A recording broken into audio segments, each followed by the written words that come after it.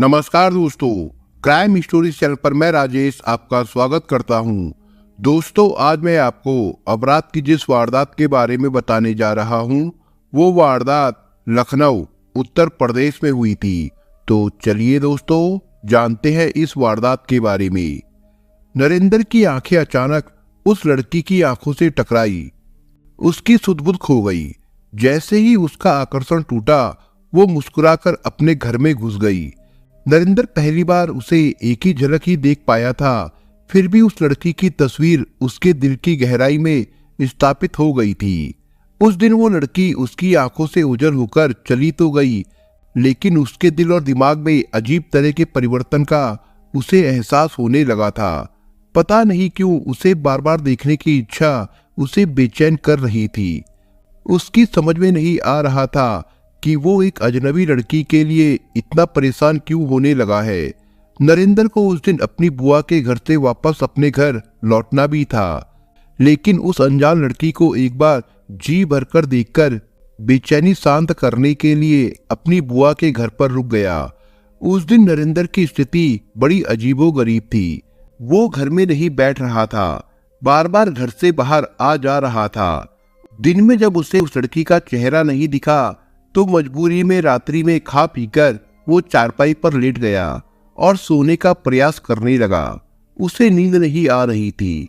उस अजनबी लड़की का चेहरा उसकी आंखों के सामने बार बार आता और फुर्र से गायब हो जाता था। खुली आंखों से उस अजनबी लड़की के दृश्य देखते देखते नरेंद्र कब सो गया उसे पता तक नहीं चल पाया।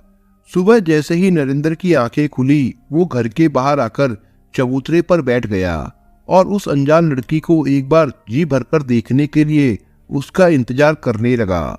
संयोग से उसकी बुआ के घर के सामने वाले घर के चबूतरे पर वही अनजान लड़की उसे दिखी। दोनों एक दूसरे की आंखों में आंखें डालकर एक दूसरे को देखने लगे। कुछ पल के लिए वे दोनों आंखों के अदृश्य आकर्षण में खो गए। अचानक इसी बीच नरेंद्र की बुआ घर से निकली तो वो एक दूसरे को एकटक घूरकर देखते हुए पाकर अचंभित हो उठी। उन दोनों के बीच इतना तगड़ा आकर्षण था कि उन दोनों को तीसरे की उपस्थिति का जरा सा भी आभास तक नहीं हुआ। अचानक नरेंद्र की बुआ ने नरेंद्र को आवाज दी। बुआ की आवाज सुनकर नरेंद्र सकपका गया और लड़की अपने घर की ओर चली गई। क्यों रे नरेंद्र, क्या तूने कभी लड़की नहीं देखी है जो उस लड़की को इतना घूर कर देख रहा था? हंसते हुए नरेंद्र की बुआ उससे बोली। बुआ जी, आप भी सुबह सुबह मजाक कर रही हो? शर्माते हुए नरेंद्र बोला। क्या उस लड़की से तेरा कोई चक्कर चल रहा है? नरेंद्र की बुआ ने उससे पूछा। ऐसी कोई बात नहीं है बुआ जी, नरेंद्र बोला। लगता है तू दिल की बात छुपा रहा है। लड़की पसंद हो तो खुलकर बता, हंसकर बुआ ने पूछा। पहली बार उस अनजान लड़की को आज जी भरकर देखा है। बुआ का मन पाकर नरेंद्र मुस्कुराते हुए बोला।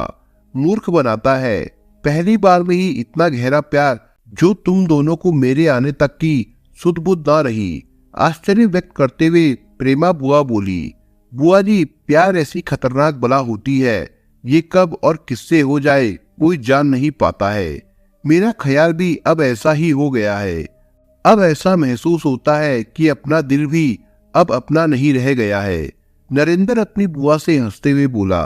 उस लड़की का नाम रिंकी है। गांव के निरंजन रावत की लड़की है, अपनी ही जाति की है, खानदान भी अच्छा है। वो गांव के संपन्न किसान की बेटी है। 2 भाइयों के बीच इकलौती लड़की है। रिंकी, यदि तुम्हें चाहती हो तो मैं उनके परिवार वालों से बात चलाऊं। हंसते हुए बुआ उससे बोली। जल्दबाजी में कुछ करना या कहना उचित ना होगा, नरेंद्र ने कहा। हंसी मजाक में उस समय बात टल गई, लेकिन दूसरी बार रिंकी व नरेंद्र के मिलने ने उन दोनों को दीवाना बना दिया। नरेंद्र बुआ के घर से दूसरे दिन भी जाना नहीं चाहता था, लेकिन बेमन नरेंद्र दूसरे दिन बुआ प्रेमा देवी के घर से अपने घर वापस चला गया। उसकी मानसिक स्थिति ठीक नहीं थी। रिंकी उसके ख्वाबों और ख्यालों में दिन रात छाई रहती थी। वो उसे भुलाने की कोशिश करता, लेकिन उसकी यादें उसके दिमाग व दिल को बुरी तरह से बेचैन करती रहती थी। इधर रिंकी की भी स्थिति ठीक नहीं थी।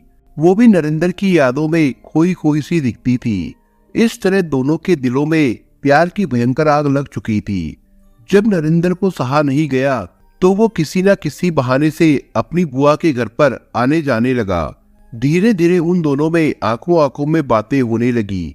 इस तरह रिंकी व नरेंद्र के मिलने जुलने का सिलसिला शुरू हो गया। नरेंद्र रिंकी के करीब पहुंचना चाहता था। इस वजह से उसने बड़ी फितरत से रिंकी के बड़े भाई रविंदर रावत से दोस्ती बनाई और उसके घर आने जाने लगा। चूंकि नरेंद्र हंसमुख और मिलनसार था, यही नहीं उसमें चंद समय में किसी भी गैर के दिल में स्थान बनाने और उसे अपना बनाने का विशेष गुण था। इस कारण उसने थोड़े ही दिनों में रिंकी के परिवार वालों के दिलों में अपनी जगह बना ली और रिंकी के घर एक सदस्य की भांति रहने लगा तथा घर व बाहर के सभी कामों में रिंकी के परिवार वालों का हाथ बटाने लगा। नरेंद्र के परिवार वालों को रिंकी के घर पर नरेंद्र का रहना अच्छा न लगा। उन लोगों ने रिंकी के पिता से नरेंद्र को अपने घर पर रखने का विरोध किया, लेकिन खेती व अन्य घरेलू कामकाज निपटाने में रिंकी के घर वालों का पूरा सहयोग करने की वजह से रिंकी के घर वालों को नरेंद्र से लगाव हो गया। इसी वजह से नरेंद्र के परिजनों के विरोध के बाद भी रिंकी के परिवार वालों ने नरेंद्र को अपने घर से नहीं हटाया। नरेंद्र रिंकी के घर में परिवार के एक सदस्य की भांति रहता था और रिंकी के परिवार वालों से आंखें बचाकर नरेंद्र रिंकी से मिलता जुलता व मौज मस्ती करता, लेकिन इश्क और मुस्क को आज तक कौन छुपा पाया है। एक दिन रिंकी के भाई रविंदर ने घर में ही नरेंद्र व रिंकी को आपस में एक दूसरे से प्रेम मिलाप करते हुए देख लिया। रविंदर आग बबूला हो उठा। उसने उसी समय नरेंद्र को घर से बाहर घसीटकर खूब मारा पीटा और उसके बाद उसे उसी समय अपने घर से ये चेतावनी देकर भगा दिया कि भविष्य में मेरे घर की तरफ तुमने देखने की कोशिश की तो तेरे हाथ पैर में तोड़ दूंगा। इधर रिंकी व नरेंद्र प्यार के रास्ते पर चलते चलते एक दूसरे से बहुत ज्यादा प्यार करने लगे थे। उन दोनों की स्थिति दो जिस्म एक जान की भांति हो गई थी। उन्हें एक दूसरे के प्यार के अलावा कुछ भी नहीं दिखाई पड़ रहा था। इसी बीच अचानक एक दूसरे से अलग हो जाने के बाद दोनों वियोग की पीड़ा में मछली की भांति छटपटाने लगे। इसी वजह से प्रतिबंध और पहरेदारी को ताक पर रखकर वे दोनों लोगों से छिपकर एक दूसरे से मिलते रहते थे। यही नहीं, प्यार में वे दोनों अंधे हो गए थे कि कई बार रिंकी का भाई रविंदर व उसके दोस्त राजेश द्वारा भयंकर रूप से प्रताड़ित किए जाने के बाद भी उन दोनों ने एक दूसरे से मिलना बंद नहीं किया। रिंकी का घर परिवार संपन्न था। धन व बल की बदौलत रिंकी के भाई रविंदर ने गुंडई एवं दबंगई का पूरे गांव में जलजला कायम कर रखा था। उसने गांव के नई उम्र के लड़कों का एक गिरोह बना रखा था जिसे उसने कोबरा गैंग का नाम दे रखा था। ऐसी हालात की वजह से रिंकी व नरेंद्र चाहे जितना लोग छिपकर कहीं भी मिलते तो किसी न किसी तरह उन दोनों के मिलने जुलने की खबर उनके पास पहुंच ही जाती थी। रविंदर जब रिंकी के प्रेम मिलाप की खबर सुनता तो वो क्रोध से पागल हो उठता। घर परिवार की इज्जत तार तार होती देखकर रविंदर उन दोनों के प्यार का दुश्मन बन गया और उन दोनों पर कड़ी निगाह रखने लगा। वो जब भी उन दोनों को मिलते जुलते देख लेता तो वो रिंकी व नरेंद्र को सरेआम जमकर पीट डालता था। इधर रिंकी के बेकाबू प्रेम से गांव में रिंकी व नरेंद्र के प्रेम मिलाप के चर्चे लोगों की जुबान पर होने लगे। बहन रिंकी की बदनामी सुनते सुनते रविंदर के कान पक गए थे। इसकी वजह से उसने नरेंद्र की हत्या करने का मन बना लिया। 10 दिसंबर 2008 की बात है। रात्रि करीब 7 बजे के लगभग नरेंद्र की बुआ के मकान के पास वाली गली में रिंकी व नरेंद्र एकांत में बातचीत कर रहे थे। किसी तरह ये खबर रविंदर तक पहुंच गई। रविंदर दौड़कर मौके पर पहुंच गया और दोनों को रंगे हाथों पकड़ लिया। पहले उसने क्रोधवश में नरेंद्र को जमकर मारा। उसके बाद जान से मारने की नियत से कट्टा निकालकर नरेंद्र की कनपट्टी पर सटाया। इसी बीच नरेंद्र की बुआ प्रेमा देवी आ गई और नरेंद्र को बचा लिया। शोर शराबे से भारी भीड़ एकत्र हो गई थी। लोगों ने बीच बचाव करके मामला शांत करवाया। उस समय नरेंद्र तो बच गया, लेकिन खीज में रविंदर अपनी छोटी बहन रिंकी को बुरी तरह से पीटते हुए घर तक लेकर आया और घर में भी उसकी जमकर पिटाई की। मारपीट के बाद भी देर रात्रि तक घर वालों द्वारा जली कटी बातें सुना सुनाकर उसका मानसिक उत्पीड़न कर उसे जलील किया जाता रहा। जब उससे रहा नहीं गया तो रिंकी ने घर में रखी कीटनाशक दवा खा ली, जिससे उसकी तबीयत खराब हो गई और रात में ही उसे लखनऊ के बलरामपुर अस्पताल ले जाकर भर्ती करवाया गया। डॉक्टरों के इलाज की वजह से रिंकी को बचा लिया गया था। रिंकी बच तो गई, लेकिन दूसरे दिन जैसे ही रिंकी द्वारा कीटनाशक खा लेने की खबर उसके प्रेमी नरेंद्र को पता चली तो वो बहुत परेशान हो गया और उसने भी इस दुनिया को अलविदा कहने का फैसला किया। लेकिन उसके इस फैसले का पता रिंकी को किसी तरह से चल गया था, जिसे सुनकर रिंकी विचलित हो उठी। उसे लगा कि यदि किसी ने धोखे से मेरे मरने की खबर उसे झूठे से बता दी तो नरेंद्र भी मर जाएगा। उसने नरेंद्र के दोस्त से उसे ऐसा करने से मना किया। उसी दौरान संयोग से रिंकी के पिता अपना मोबाइल फोन रिंकी के बेड पर छोड़कर अस्पताल के बाहर दवाइयां खरीदने चले गए थे। रिंकी को मौका मिल गया। उसने उसी समय उस मोबाइल से अपने प्रेमी नरेंद्र को अपने स्वस्थ होने की बात कहकर ये बोला, हम लोग जब तक जिएंगे साथ साथ रहेंगे। रिंकी की बात सुनकर नरेंद्र ने अपना फैसला टाल दिया। 2-3 दिन के बाद रिंकी के परिवार वाले रिंकी को अस्पताल से वापस घर ले आए। कड़े पहरे के बाद भी उन दोनों का प्यार कम ना हुआ, बल्कि बढ़ता ही गया। वे दोनों तरह तरह के हथकंडे निकालकर आपस में लुक छिपकर मिलते जुलते रहे। 24 अगस्त 2009 को ग्राम माधवपुर के अष्टमी का मेला था, जो देर रात तक चलता है। उस मेले से एक दिन पहले रिंकी ने नरेंद्र को फोन कर रात 8 बजे मेले में मिलने को कहा। इधर रिंकी के बड़े भाई रविंद्र को पूरा शक था कि मेले में घूमने के लिए रिंकी जरूर जाएगी और हो सकता है कि उसका प्रेमी नरेंद्र भी उससे मिलने के उद्देश्य से वहां पर आए। इसी वजह से उसने अपने खास मित्रों को मेले में रिंकी पर निगाह रखने के लिए लगा दिया। रात्रि 8 बजे के लगभग नरेंद्र व रिंकी एकांत में बातचीत करते दिख गए। रविंदर के दोस्तों ने मोबाइल से रविंदर को खबर कर दी। रविंदर दौड़कर मौके पर आ गया और मेले में ही नरेंद्र को जानवरों की तरह पीटा और मारते मारते नरेंद्र को बेदम कर वहीं पर छोड़ दिया। उसके बाद वही मेले से रिंकी को वो पूरी तरह पीटते हुए घर ले आया। मेले की घटना से रिंकी मानसिक रूप से बहुत अशांत थी। वो अपने भाई रविंदर की अक्सर मारपीट से पूरी तरह से ऊब चुकी थी। इस वजह से उसने अपने प्रेमी नरेंद्र के साथ जिंदगी विसर्जन करने का निश्चय कर लिया और मौके की तलाश में लग गई। 30 अगस्त 2009 का दिन था। संयोग से उसे अपने पिता का मोबाइल मिल गया। उसने चुपके से मोबाइल उठाकर अपने प्रेमी नरेंद्र को फोन किया। नरेंद्र, लगता है हम लोगों का मिलन इस जीवन में नहीं हो सकता। ऐसा क्यों? नरेंद्र ने पूछा। घर वाले दोनों के प्यार के दुश्मन बन गए हैं, रिंकी ने जवाब दिया। प्यार के बंधन में बंधने वाले तो कई होते हैं, लेकिन प्यार की राह पर चलकर शादी के बंधन में बंधने वाले बहुत कम होते हैं। इस मुकाम पर वही प्रेमी पहुंच पाते हैं जो एक दूसरे से सच्ची मोहब्बत करते हैं। नरेंद्र बोला, तुम जो भी कह रहे हो वो सच है, लेकिन एक साथ बंधन में बंधने का भविष्य मुझे अब बिल्कुल नहीं दिखता है, क्योंकि मेरे घर वाले तुम्हारे साथ मेरी शादी करने के नाम पर किसी भी कीमत पर तैयार नहीं होंगे। दूसरी तरफ जल्लाद भाई का उत्पीड़न और तुमसे दूरी अब मुझसे सही नहीं जा रही है। मोहब्बत के दुश्मन बने तुम्हारे भाई रविंदर से जब तक शरीर में जान है तब तक तुम्हारी खातिर उससे मुकाबला करता रहूंगा, नरेंद्र बोला। नरेंद्र, परसों सुबह तड़के 4:30 बजे हमारे आम के बाग में आ जाना। हम दोनों वही इस दुनिया को अलविदा कहेंगे। रिंकी, आज तुम बहकी बहकी बातें कर रही हो, आश्चर्य व्यक्त करते हुए नरेंद्र बोला। बहकी बहकी बातें नहीं, दिल की पीड़ा है। मैं परसों नहीं बल्कि आज ही शाम को तुमसे मिलने आ रहा हूँ, बेसब्री भरे भाव में नरेंद्र ने कहा। नरेंद्र, परसों ही आना। यदि मेरे भाई रविंदर ने तुम्हें घर के आसपास घूमते देख लिया तो फिर तुम्हें बुरी तरह से मारेगा। शायद तुम्हें एहसास हो या ना हो, लेकिन मैं तुम्हारे हर दुख में तुम्हारे साथ हूँ, नरेंद्र को समझाते हुए रिंकी बोली। रिंकी, तुम्हारे लिए मैंने क्या क्या ना सहा। एक बार फिर तुम्हारे भाई के द्वारा मारपीट के दर्द को सहन कर लूंगा। प्यार में पागल, नरेंद्र बोला। फोन काट रही हूँ, लगता है कोई आ रहा है। ये कहकर रिंकी ने फोन काट दिया।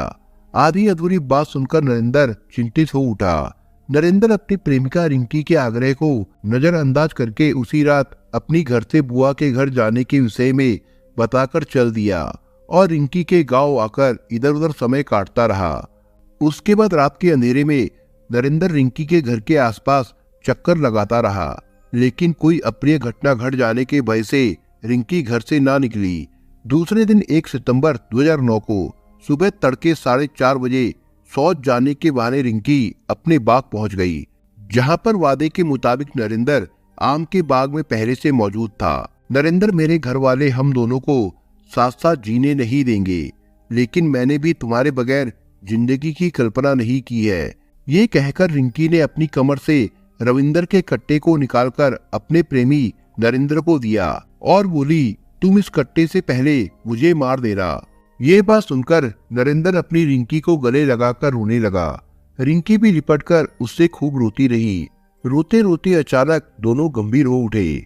आंखों के आंसू पोंछते हुए रिंकी नरेंद्र से बोली, सवेरा होने वाला है, घर का कोई व्यक्ति यहाँ आकर हम दोनों को देख सकता है। रिंकी, तुम्हें मारने में मेरे हाथ कांप रहे हैं। नरेंद्र बोला, समय कम है, सोच विचार मत करो। रिंकी गंभीर होकर बोली। नरेंद्र ने कट्टा हाथ में लेकर रिंकी के सिर से सटाया और एक फायर कर दिया। रिंकी का भेजा उड़ गया, वो उसी समय मर गई। उसके बाद नरेंद्र ने अपने साथ भी वैसा ही किया। थोड़ी देर के बाद रिंकी की माँ शौच के लिए बाग में आई। उसने रिंकी और नरेंद्र के शव को देखा तो वो भयभीत हो उठी और उसी समय वापस घर पहुंचकर रिंकी व नरेंद्र की मौत की जानकारी घर वालों को दी। इसी दौरान रिंकी व नरेंद्र की मौत की खबर जंगल की आग की तरह पूरी गांव में फैल गई। सूर्य उदय के समय हजारों की भीड़ उन दोनों को देखने के लिए बाग में एकत्र हो गई। सूचना पाकर कोतवाली महिलाबाद की पुलिस मौके पर पहुंच गई। पुलिस ने देखा कि रिंकी व नरेंद्र के शव पास पास पड़े थे। उसके बाद घटना स्थल का बारीकी से मुआयना करके दोनों शवों का पंचनामा किया और शवों को सील करके मोर्चरी भिजवा दिया। करीब 2 घंटे बाद सूचना पाकर मृतक नरेंद्र के पिता सोहनलाल कोतवाली महिलाबाद पहुंचा और हत्या की रिपोर्ट दर्ज करवाने का प्रार्थना पत्र देकर पुलिस को बताया कि मैं ग्राम फरीदीपुर, थाना महिलाबाद, लखनऊ का मूल निवासी हूँ। मजदूरी पर आम के पौधे की नर्सरी लगाने का काम करता हूँ। संतराम, दिलीप, नरेंद्र 3 लड़के एवं 2 लड़की है। नरेंद्र सबसे छोटा था, इस वजह से वो लाड़ प्यार में पला था। कक्षा 8 तक पढ़ाई कर उसने पढ़ाई छोड़ दी। आम के पौधे की नर्सरी तैयार करने में हम लोगों का हाथ बटाने लगा। आज से 1.5 साल पहले नरेंद्र का प्रेम लाभ ग्राम माधोपुर निवासी निरंजन रावत की 21 साल की लड़की रिंकी से हो गया था। जब उन दोनों के प्रेम की चर्चा होने लगी तो रिंकी का भाई रविंदर व उसका दोस्त राजेश अक्सर मेरे लड़के को पीटा करते थे। चूंकि दोनों में अटूट प्रेम था, इस वजह से भयंकर मारपीट के बाद भी उन दोनों ने एक दूसरे से मिलना बंद नहीं किया। घटना के 2 दिन पहले नरेंद्र घर में ये बताकर निकला था कि ग्राम माधोपुर वाली बुआ के पास जा रहा हूँ, और आज हमें पता चला कि रिंकी व नरेंद्र की लाश ग्राम माधोपुर के आम के बाग में पड़ी है। जब मौके पर पहुंचा तो दोनों के शवों को देखकर सन्न रह गया। अंत में मृतक नरेंद्र के पिता ने पुलिस को बताया कि रिंकी के भाई रविंदर व उसके दोस्त राजेश की मारपीट से रिंकी व नरेंद्र पूरी तरह से ऊब चुके थे। पुलिस ने सच्चाई जानकर रिपोर्ट दर्ज कर ली। इसके बाद पुलिस ने रविंदर और राजेश की तलाश शुरू कर दी। रिपोर्ट की सूचना पाकर वे दोनों फरार हो गए। 4 सितंबर को पुलिस ने एक मुखबिर की सूचना पर मृतका रिंकी के घर पर छापा मारा और घर में मौजूद रविंदर व राजेश को गिरफ्तार कर लिया। उसके बाद पुलिस पूछताछ के लिए उन दोनों को थाने पर लाई। पूछताछ में मृतका रिंकी के बड़े भाई रविंदर रावत ने पुलिस को बताया कि मैं ग्राम माधवपुर, महिलाबाद, लखनऊ का मूल निवासी हूँ। हम 2 भाई के बीच छोटी बहन रिंकी थी, जो पढ़ने में बहुत होशियार थी। आज से 1.5 साल पहले उसे नरेंद्र से प्यार हो गया था। ये बात हम लोगों को नागवार गुजरी। हम लोगों ने उसे बहुत समझाया, लेकिन जब प्यार में पागल रिंकी व नरेंद्र की हरकतों से मेरे परिवार की मान सम्मान की धज्जियां उड़ने लगी, तो मैं उन दोनों पर कड़ी निगाह रखने लगा। जहां कहीं वे दोनों साथ साथ बात करते हुए दिख जाते तो हम उन दोनों को ये सोचकर बहुत बुरी तरह से पीटते रहे कि शायद सरेआम बेइज्जती से इन दोनों का इश्क का भूत इनके दिमाग से उतर जाए। मेरे द्वारा उन दोनों के उत्पीड़न में मेरा दोस्त राजेश भी मेरा पूरा सहयोग करता था, लेकिन उन दोनों में कोई परिवर्तन ना आया। मैं भी उन दोनों को भयभीत करके अलग अलग करने का प्रयास करता रहा। वे लोग मेरे जुल्म जोर से पूरी तरह से ऊब गए थे। जब उन्हें लगा कि हम लोग नहीं मिल पाएंगे तो उन्होंने 1 सितंबर 2009 को इस दुनिया को अलविदा कह दिया। रविंदर से पूछताछ करने के बाद पुलिस ने राजेश से भी पूछताछ की तो उसने भी अपना जुर्म स्वीकार कर लिया।